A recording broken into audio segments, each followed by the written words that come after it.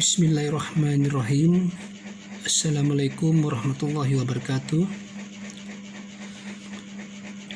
Anak didikku, siswa-siswi MTS Hidayatullah yang Pak Guru banggakan dan yang Pak Guru cintai. Pada kesempatan hari ini kita akan melanjutkan pembahasan bab 2 Sejarah Kebudayaan Islam SKI kelas 9 dengan mengucapkan Bismillahirrahmanirrahim. Kita mulai bab 2, yaitu tentang kerajaan Islam di Indonesia. Kita mulai dari Pulau Sumatera. Kerajaan Islam yang pertama kali di Sumatera, Indonesia, itulah Kerajaan Samudra Pasai. Kerajaan Samudra Pasai terbagi ke dalam dua dinasti. Artinya ada dua garis keturunan yang berkuasa di Kerajaan Samudra Pasai.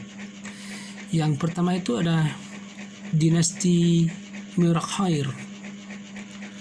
Yang kedua ada dinasti Meurah Silu. Yang di rumah tolong perhatikan dan buka juga bukunya sebagai pedoman. Pak Guru akan menjelaskan tentang sejarah atau biografi atau riwayat hidup dari Kerajaan Samudra Pasai. Kerajaan Samudra Pasai, seperti yang Pak Guru jelaskan tadi, terbagi menjadi dua dinasti. Artinya apa? Dua garis keturunan yang berkuasa di Kerajaan Samudra Pasai. Kita mulai dari yang pertama, yaitu dari dinasti Merakhair. Merakhair yang bergelar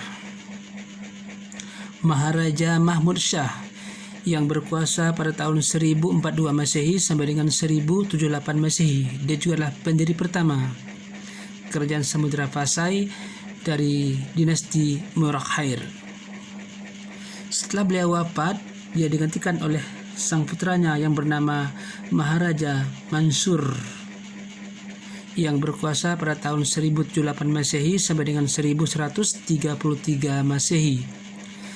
Terus raja berikutnya yaitu Maharaja Ghiyasuddin Shah, yang berkuasa pada tahun 1133 Masehi sampai dengan 1155 Masehi.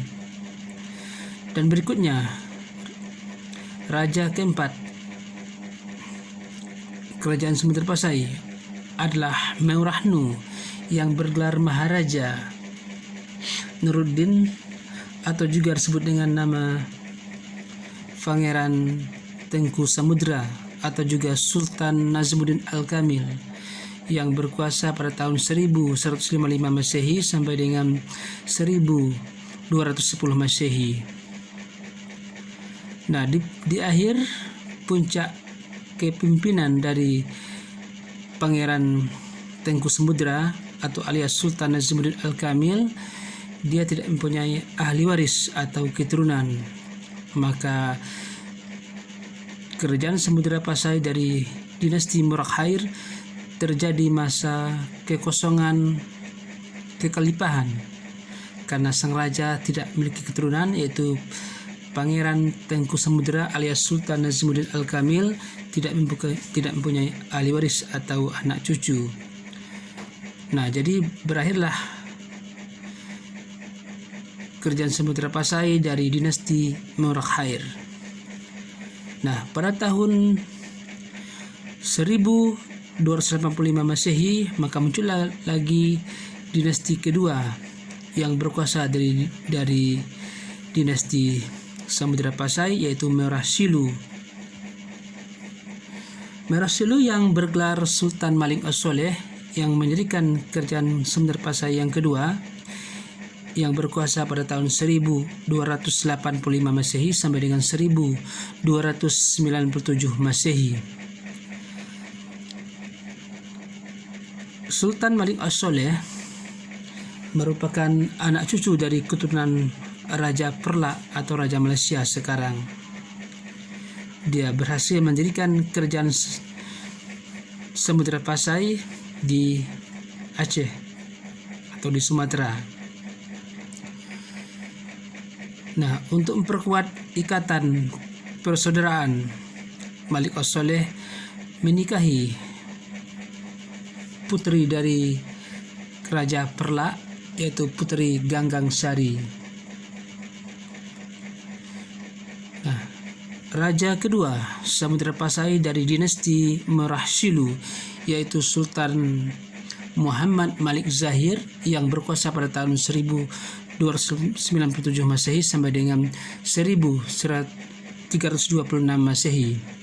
Terus raja yang ketiga, Sultan Mahmud Malik Zahir yang berkuasa 1326 Masehi sampai dengan 1345 Masehi.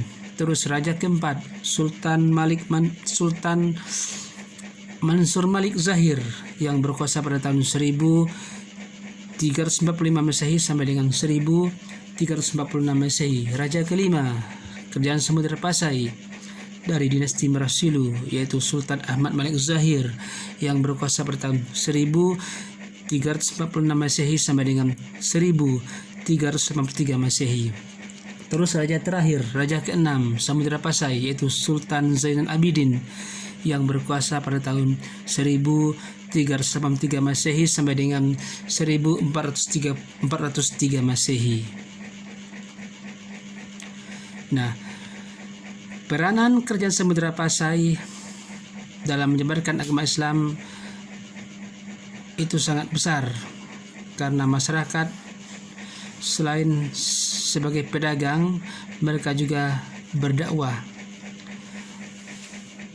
Bahkan raja-raja Samudra Pasai mengirimkan syekh-syekh atau kiai-kiai untuk berdakwah ke tanah Jawa. Jadi Samudra Pasai sangat mempedulikan atau sangat andil dalam penyebaran agama Islam di Nusantara ini dengan mengirimkan pendakwah ke tanah Jawa seperti Maulana Malik Ibrahim yang kita kenal dengan nama Sunan Gresik.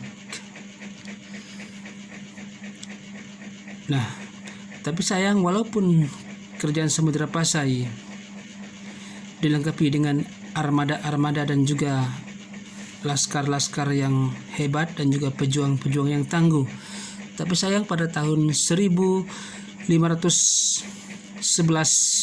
Masehi, Portugis menyerang kerajaan Samudra Pasai, sehingga Samudra Pasai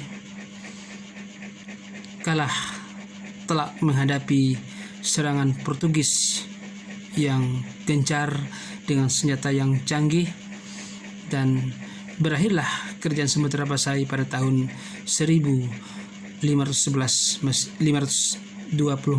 Masehi dengan ditaklukkan oleh bangsa Portugis. Nah, untuk hari ini pertemuan kita cukup sampai di sini dulu. Nanti minggu depan kita akan lanjutkan kerajaan Islam yang kedua di Sumatera, yaitu kerajaan Aceh. Dan Pak Guru minta yang di rumah tolong dibaca lagi buku-buku sejarah tentang kerajaan Islam di Sumatera, baik itu Samudra Pasai, Aceh, dan juga kerajaan Malaka. Akhir kata, wabillahi taufik wal hidayah. Wassalamualaikum warahmatullahi wabarakatuh.